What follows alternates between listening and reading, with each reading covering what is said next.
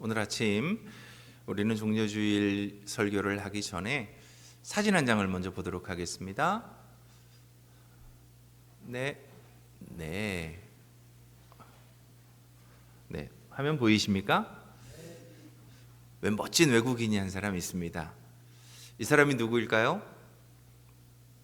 이 사람은 세계적인 바이올리니스트인 조슈아 벨이라고 하는 사람입니다.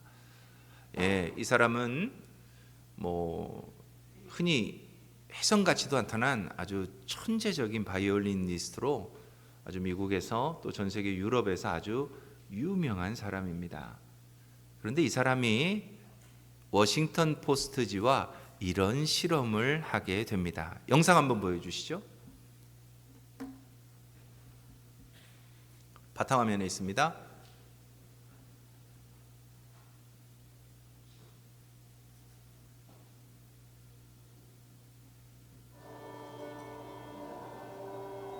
어디같이 보이십니까? 워싱턴의 한 지하철역입니다.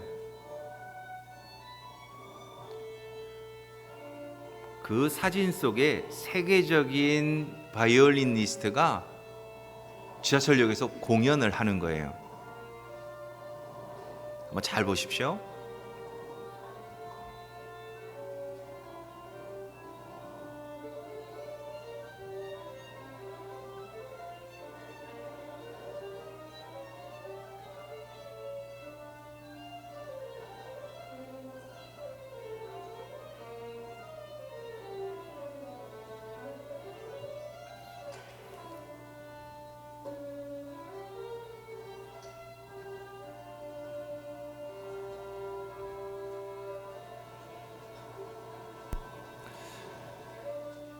(2007년 1월) 추운 겨울입니다. 한 복잡한 지하철역 앞에서 이 조슈아 벨이라고 하는 이 대단한 바이올리니스트가 야구 모자를 둘러 쓴 채 공연을 했습니다. 장장 45분이라는 시간 동안 저 지하철역에서 공연을 합니다. 저건 굉장히 이제 45분이라는 기간을 줄여 놓은 거예요. 잘 보십시오. 세계적인 거장이 바이올린을 켜고 있는데 듣는 사람이 없어요. 그죠? 다 분주하게 지나갑니다. 이 조슈아 벨이 이곳에서 공연하기 사흘 전에 보스턴에서 공연을 합니다. 3,000명이 모여드는 그 공연장에 들어온 사람들이 저 사람의 공연을 듣기 위해서 냈던 돈이 얼마인지 아십니까? 얼굴도 보이지 않는 구석짜리 좌석 가격이 우리나라 돈으로 30만 원이었습니다. 그러니 어마어마한 돈을 내고 저 사람의 음악을 들을 수 있었음에도 불구하고 저 지하철역에서 45분이라는 시간 동안 저 사람의 음악에 발걸음을 멈추고 들었던 사람은 저기 서 있는 사람들 보이시죠? 1분 이상 머물며 음악을 들은 사람은 단 7명에 지나지 않았습니다. 이제 꺼주셔도 됩니다. 그런데 몇 명이 저 사람 앞을 지나갔을까요? 대충 숫자를 세어보니까 1,070명이 지나갔답니다. 그런데 그 45분 동안 저 연주 자리에서 1분 이상을 들은 사람은 단 7명이었고 조슈아 벨이 열어놓았던 그 바이올린 케이스 안에는 32불이라고 하는 돈이 팁으로 주어졌답니다. 더 놀라운 건 저때 당시 저 조슈아 벨이 썼던 그 바이올린 가격이 얼마인지 아십니까? 1713년에 만들어진 스트라디바리우스로 약 40억 원이 넘는 바이올린입니다. 최고의 거장이 최고의 악기로 연주를 해도 사람들은 그 앞을 지나가기에 바빴습니다. 워싱턴 포스트가 행했던 이 실험은 사실 사람들이 자신들이 미리 그려놓은 모습이 아니면 눈앞에 있는 진짜 가치를 몰라봅니다 라고 하는 결론으로 끝을 맺습니다. 그리고 이 실험을 통해 워싱턴 포스트지는 퓰리처상을 받아요.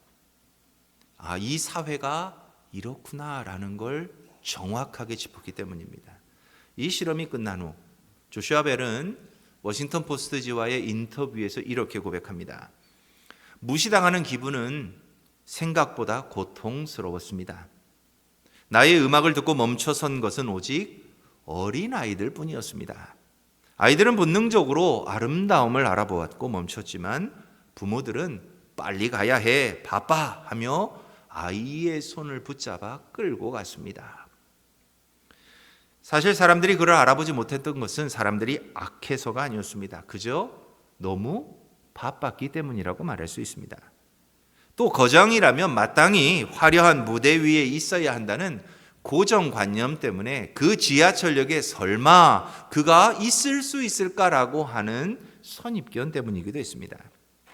그래서 바로 곁에서 연주되는 그 아름다운 선율을 그저 거리의 수많은 소음 중 하나로 흘려버리고 말았습니다. 오늘 본문 속 예루살렘 거리도 그 지하철역과 크게 다르지 않은 것 같습니다. 군중은 기적을 베풀 영웅을 원했습니다. 그래서 예수님이 들어오는 그날 그들은 무척이나 환호했습니다. 제자들은 영광의 자리를 꿈꾸며 기세가 당당했습니다.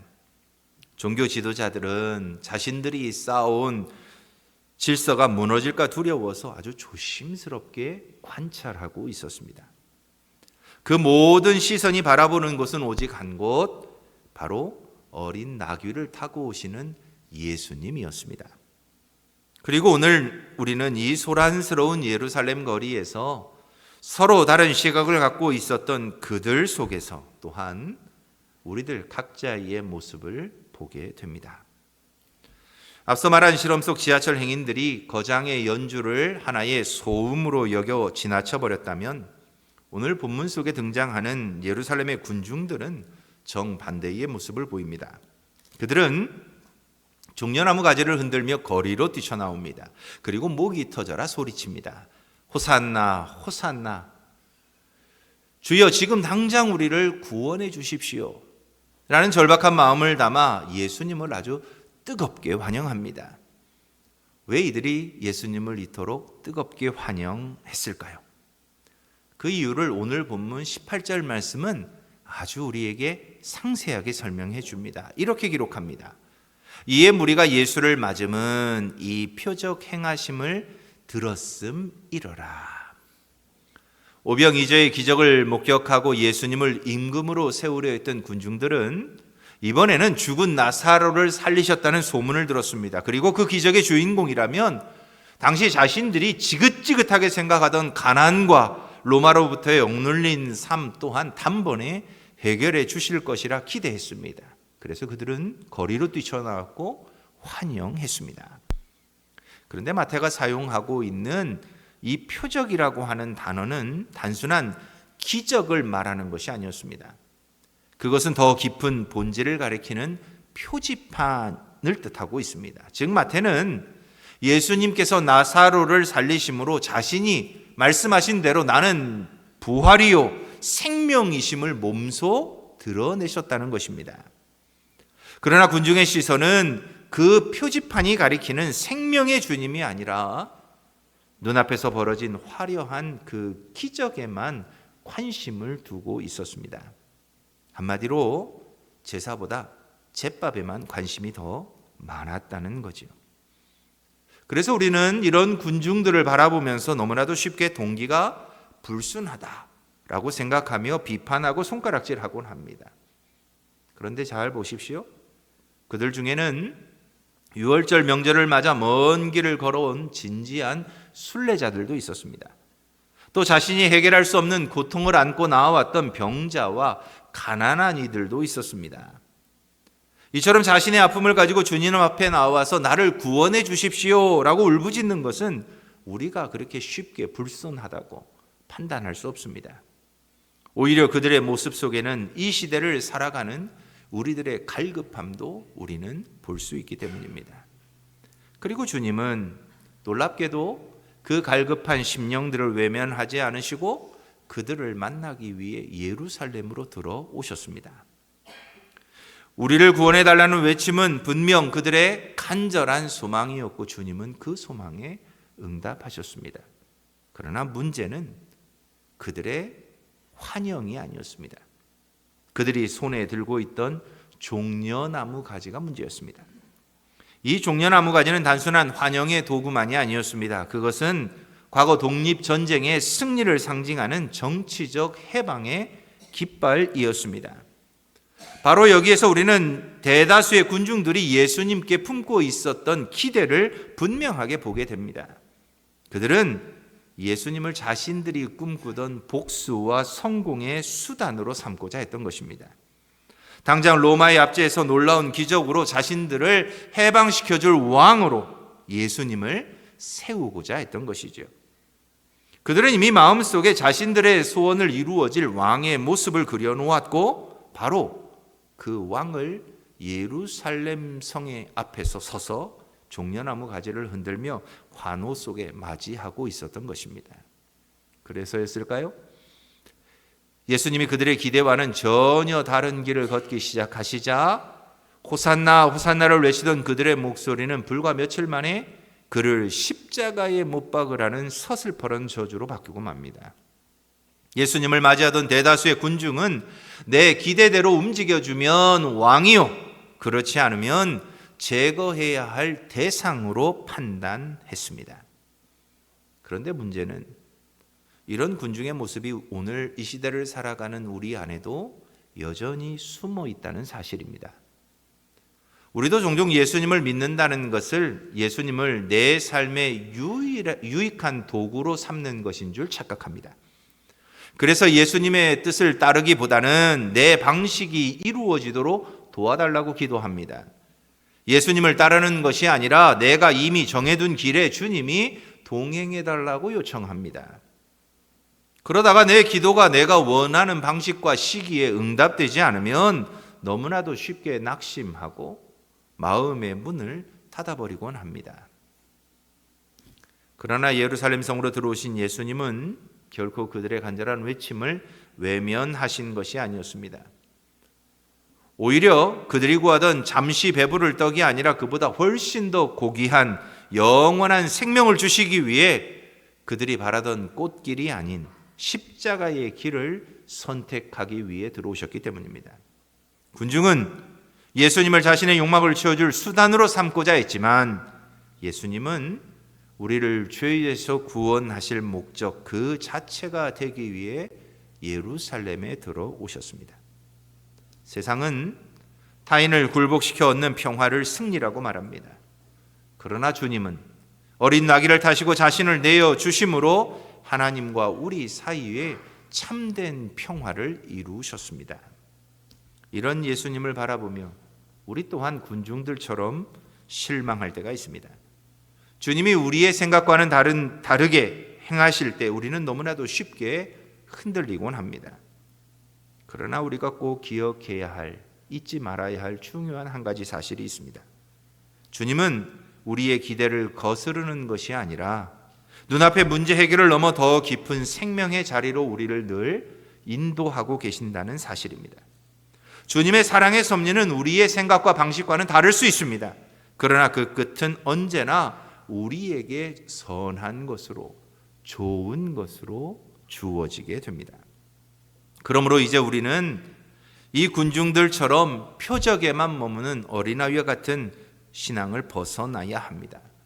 오히려 고난의 한가운데서도 우리를 끝까지 사랑하시는 참된 왕으로 오신 예수님을 기쁨으로 맞이할 수 있어야 합니다. 이 종려주일 아침 우리의 모습 속에 있는 군중의 모습은 내려놓는 귀한 시간이 되시기 바랍니다. 두 번째로 군중의 기대가 이렇게 정점에 달해서 예루살렘 성 전체가 뜨겁게 달아오를 때 예수님은 세속의 기대와는 전혀 다른 한 가지 파격적인 선택을 하십니다. 예루살렘에 입성하실 때 화려한 군마가 아닌 작고 볼품없는 어린 나귀의 등에 자신의 몸을 싣습니다. 그런데 이것은 결코 우연이 아니었습니다. 복음서의 기록에 따르면 예수님은 제자들을 미리 보내셔서 아무도 타보지 않은 나귀 새끼를 준비하게 하십니다.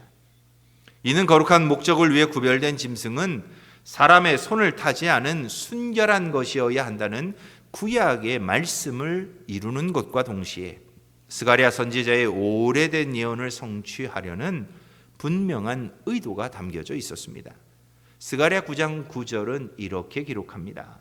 보라, 내 왕이 내게 임하시나니 겸손하여서 나귀를 타시나니 곧 나귀의 작은 것 곧 나귀 새끼니라. 이 장면은 인간의 욕망과 하나님의 섭리가 정면으로 마주하는 거룩한 충돌을 우리에게 보여줍니다. 당시 예루살렘은 유월절을 맞아 압제로부터 해방을 꿈꾸는 민중들과 이를 억누르려는 로마 군대 사이에 팽팽한 긴장감이 흐르고 있었습니다. 유월절이면 예루살렘에 모여드는 군중의 숫자를 어림잡아 100만 명이라고 말합니다. 그러면 이 100만 명이 동시에 봉기를 하면 로마로서는 큰일이 나는 거예요. 그러니 당시 사회는 봉기를 일으키려는 사람들과 또 그들을 누르려는 로마 군대 사이에 팽팽한 긴장감이 있을 수밖에 없었습니다. 모두가 날선 창과 칼을 떠올리던 그때 예수님은 너무나도 무력해 보이는 어린 나귀를 타고 침묵 가운데 입성하십니다. 그러면서 말씀하십니다. 나는 너희가 갈망하는 세상의 방식으로 싸우는 왕이 결코 아니라는 것입니다. 예수님은 어린 나귀를 통해 칼과 창을 압도하는 평화의 통치를 천명하십니다. 고대 세계에서 말은 전쟁과 정복의 상징이었습니다. 그러나 나귀는 전쟁을 끝난 왕이 평화를 선포할 때에 타던 짐승입니다. 만약 주님이 백마를 타고 오셨다면 그것은 피비린내 나는 무력 항쟁의 신호탄이 되었을 것입니다. 그러나 주님은 나귀를 타심으로, 그것도 어린 나귀를 타심으로 타인을 짓밟아 쟁취하는 가짜 평화가 아니라 자신을 내어주심으로 하나님과 우리를 화목하게 하는 참된 평화의 길을 제시하고 계십니다. 결국 어린 나귀를 탄 예수님의 모습은 가장 낮은 곳에서 완성되는 섬김의 사랑을 우리에게 말씀해 줍니다. 만왕의 왕이신 분이 작았고 초라한 생명체에게 자신의 몸을 온전히 맡기셨습니다. 이는 하나님의 본체시나 종의 형체를 입고 죽기까지 복종하신 빌립보서 2장의 말씀을, 그 겸손의 모습을 실제로 우리에게 실물로 보여주시는 겁니다. 주님의 다스림은 그래서 위에서 다스리는 권력이 아닙니다. 가장 낮은 곳에서 우리를 떠받치는 눈물겨운 희생이 주님의 다스림입니다. 군중이 꿈꾼 왕은 백마를 탄 화려한 정복자였습니다. 그러나 하나님이 보내신 참된 왕은 먼지 날리는 길 위에서 어린 나귀 새끼를 타고 오시는 겸손한 종이었습니다. 세상의 왕은 군중을 이용해서 자신의 영광을 취하려 했으나 우리 주님은 자신을 내어주심으로 우리에게 생명을 주고자 오셨습니다. 이번 종려주일 여러분들은 어떤 왕을 기대하고 계십니까? 내 욕망을 다 이루어줄 화려한 왕을 기대하십니까? 내 삶의 자리에 당신의 능력으로 나의 모든 소망과 소원을 이루어주는 그런 왕을 생각하며 주님을 맞이하고 계십니까? 아니면 하나님이 보내신 참된 평화의 왕을 여러분들은 기대하고 계십니까? 이 종려주일 아침 주님의 예루살렘 입성은 우리에게 묻고 있습니다. 내가 기다리는 참된 왕의 모습은 어떤 왕입니까? 주님의 곁을 가장 가까이서 따르던 제자들은 어땠을까요? 안타깝게도 그들 역시 거리의 군중들과 크게 다르지 않았던 것 같습니다. 제자들은 예수님이 예루살렘의 권좌에 올라 자신들에게 화려한 영광의 자리를 보장해 줄 정치적 메시아가 되기를 간절하게 열망했습니다. 주님은 자신을 온전히 내어주는 희생의 길을 묵묵히 걷고 계셨지만 제자들은 그 예수님의 열기를 동력 삼아 자신들의 이름을 높일 궁리에만 몰두해 있었습니다. 복음서의 기록을 보면 야고보와 요한은 주님께 노골적인 청탁까지 합니다. 주의 영광 중에서 우리를 하나는 주의 우편에 하나는 주의 좌편에 앉게 해 주십시오. 십자가의 그림자가 짙게 드리운 그 절박한 순간에도 제자들의 내면에는 누가 더 높은 보좌에 앉을 것인가에 대한 세속적인 야망이 소용돌이치고 있음을 보여줍니다. 오늘 본문은 그런 제자들의 실상을 아주 가감없이 폭로합니다. 12장 16절 전반절은 이렇게 기록합니다. 제자들은 처음에 이 일을 깨닫지 못하였다가, 여기서 깨닫지 못했다는 것은 단순히 지적 능력이 부족했다는 뜻이 아닙니다. 눈앞에서 성취되고 있는 하나님의 구속사적인 사건을 영적으로 읽어낼 안목이 없었다는 뜻입니다. 몸은 주님과 같은 길을 걷고 있지만 마음은 여전히 백마를 탄 정복자라는 허상을 쫓고 있었던 그들의 실상을 폭로해 줍니다. 제자들이 마음속에 그렸던 왕도 로마 군대를 축출하고 자신들에게 권력을 쥐어줄 강력한 통치자였습니다. 그러나 예수님이 몸소 보여주신 왕의 실체는 어린 나귀를 타고 입성하시는 겸손한 종이었고, 금면류관이 아닌 가시 면류관을 향해 걸어가시는 고난의 메시아였습니다.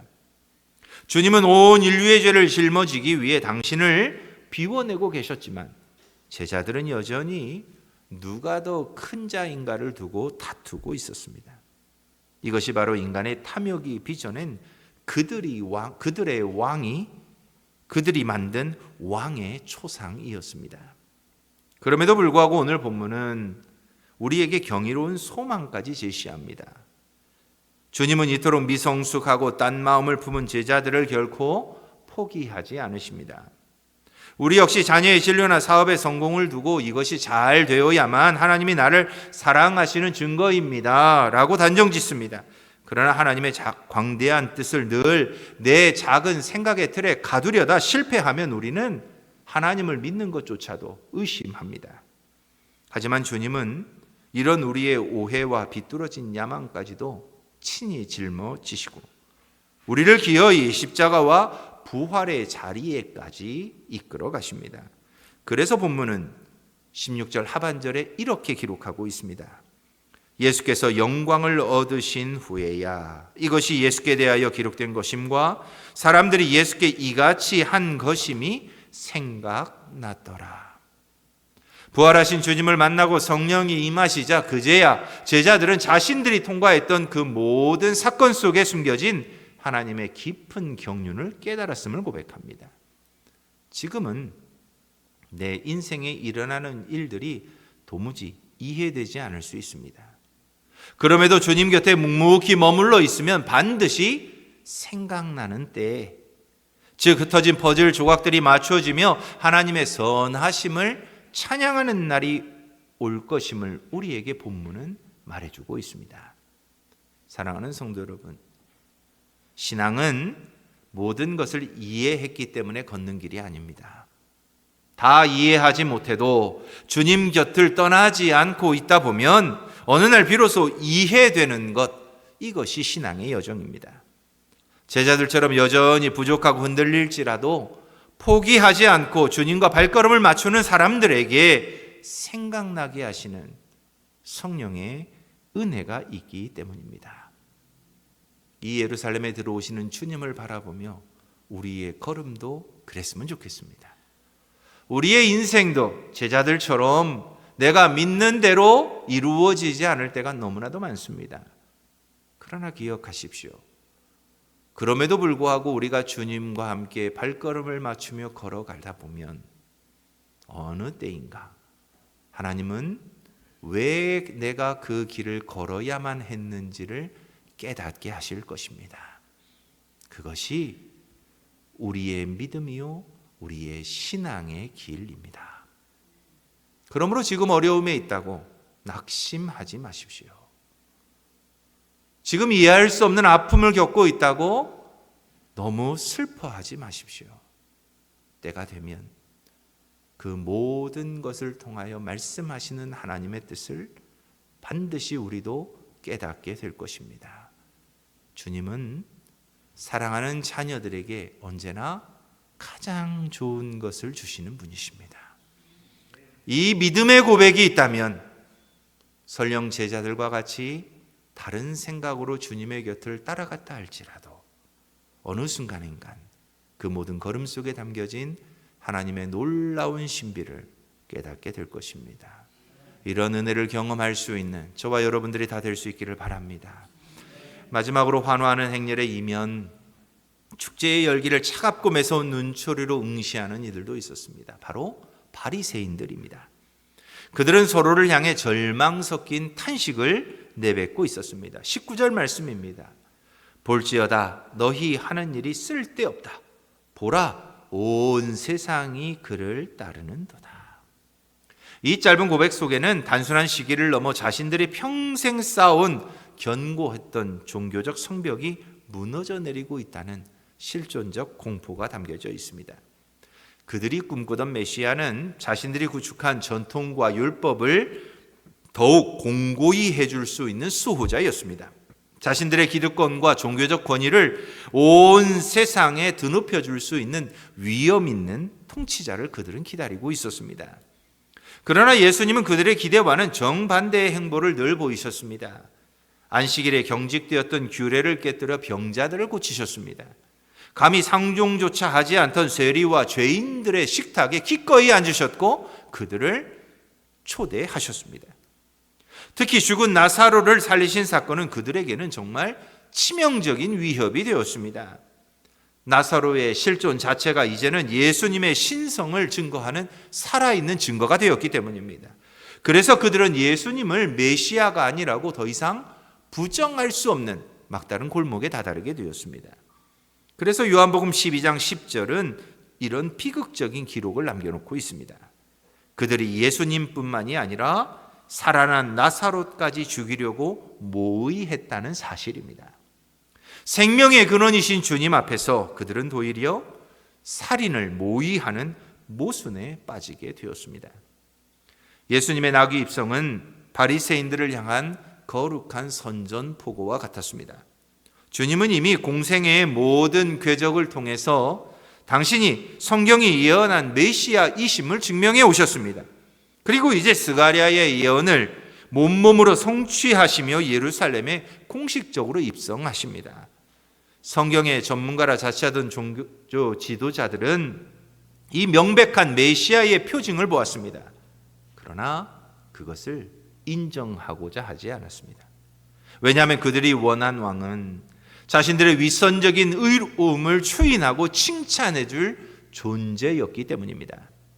그런데 예수님은 그들의 감추어진 탐욕과 죄악을 낱낱이 들추어내는 빛의 왕으로 오셨습니다.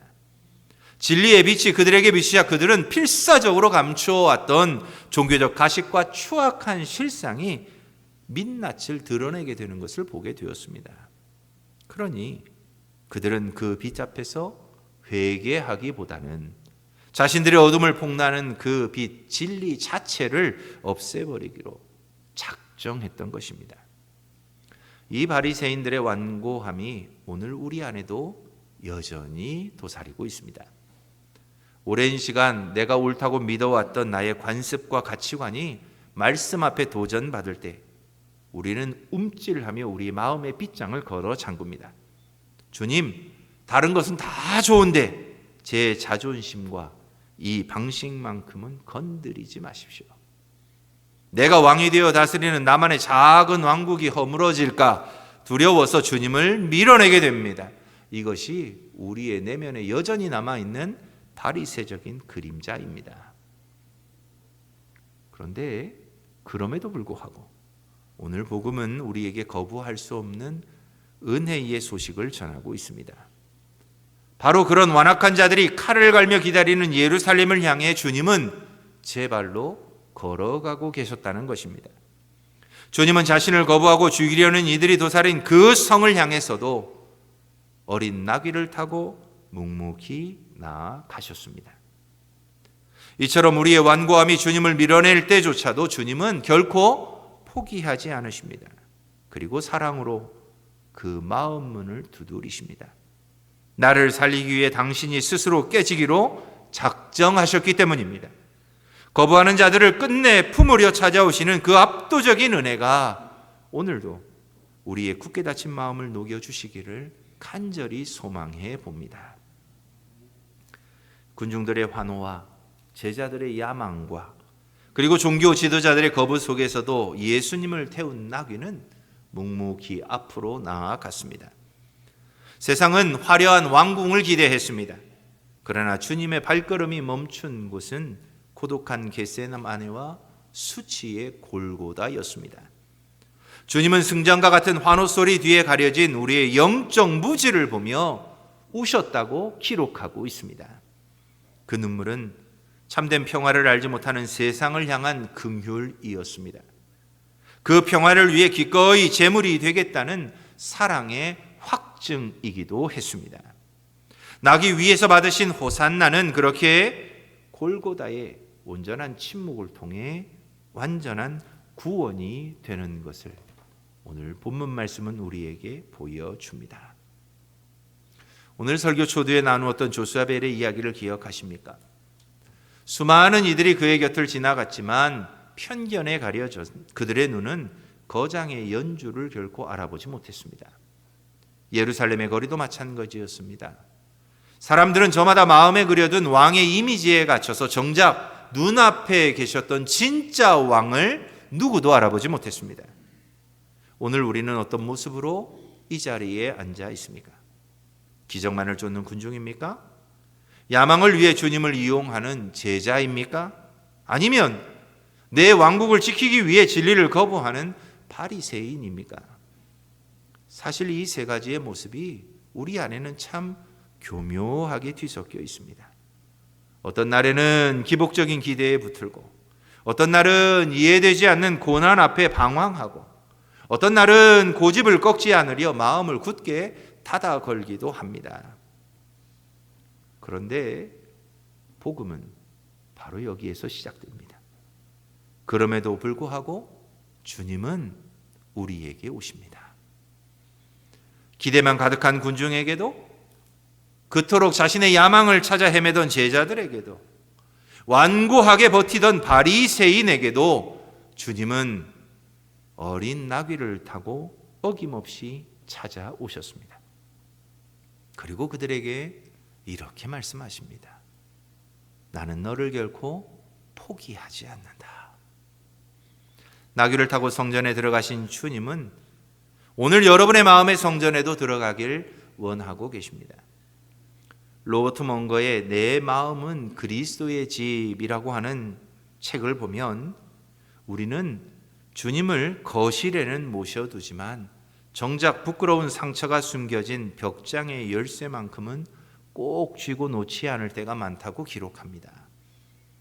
그러나 주님은 대접을 받기 위해 우리 마음을 찾아오신 손님이 아닙니다. 오히려 우리의 가장 깊은 벽장까지도 열어서 그 안에 깊은 죄를 씻어내고 치유하기를 원하시는 진정한 집의 주인이 되기 위해 찾아오십니다. 그 겸손한 왕을 온전히 영접하기 위해 우리에게는 이런 결단이 있어야 할 것 같습니다. 먼저 있는 모습 그대로 주님 앞에 서야 합니다. 주님, 저는 여전히 주님을 잘 모릅니다 라고 하는 솔직한 고백이 담긴 참된 우리의 모습이 참된 영접의 시작입니다. 바로 그런 우리를 위해 주님은 어린 나귀를 타고 찾아오셨습니다. 있는 모습 그대로 주님 앞에 서시면 됩니다. 두 번째는 다 이해되지 않아도 주님과 함께 걷는 것을 선택해야만 합니다. 신앙은 모든 설명이 다 끝나고 모든 것이 다 이해가 되어야 걷는 길이 아닙니다. 주님과 함께 걷다 보면 비로소 이해되어 가는 길이 신앙의 길입니다. 이번 고난주간 동안 한 번쯤 시간을 내셔서 요한복음 12장부터 19장까지를 한 장 한 장 읽어가며 묵상해 보십시오. 종려 주일의 환호에서 골고다의 침묵까지 주님의 발자국 위에 여러분의 발자국을 한 번쯤 겹쳐 보십시오. 주님과 함께 걷다 보면 어느샌가 주님의 마음도 알게 되고 하나님의 생각도 알게 되고 하나님이 나를 위해 갖고 계신 그 놀라운 은혜도 깨닫게 될 것입니다. 그래서 신앙의 길은 주님과 함께 걷기를 선택하는 것입니다. 이 한 주간 주님과 함께 걷기를 선택해 보십시오. 마지막으로 마음의 벽장 열쇠를 내어드리고 그 손으로는 누군가를 섬겨 보십시오. 주님은 억지로 우리의 마음의 문을 열지 않으십니다. 우리가 마음의 빗장을 풀 때 주님은 우리를 새롭게 하십니다. 주님이 제자들의 발을 씻기셨듯 이번 한 주 동안 여러분의 곁에 있는 누군가를 여러분들도 구체적으로 섬겨 보십시오. 나귀 타신 왕의 통치가 우리의 작은 섬김을 통해 세상에 흘러가게 해 보십시오. 마음의 벽장의 문을 열고 주님께 우리의 삶을 온전히 맡길 때 우리의 삶은 세상을 섬겨가는 또 다른 예수의 모습이 될 것입니다. 이런 모습이 이 고난주간 예수를 맞이하는 우리의 모습이었으면 좋겠습니다. 주님은 오늘도 화려한 말이 아닌 겸손한 나귀를 타고 우리의 분주한 일상과 다친 마음을 찾아오십니다. 그리고 조용히 우리에게 물으십니다. 사랑하는 아들아, 딸아, 내가 들어가도 되겠느냐? 내가 만들고 기대하던 가짜 왕을 내려놓고 가장 낮은 곳까지 오신 예수님만이 나의 참된 왕이심을 고백할 수 있는 저와 여러분들이 되었으면 좋겠습니다. 이번 고난주간 십자가를 지나 부활의 영광까지 주님과 함께 손을 잡고 동행하며 걸어가는 저와 여러분들이 다 될 수 있기를 주님의 이름으로 축원합니다. 우리 함께 기도하겠습니다.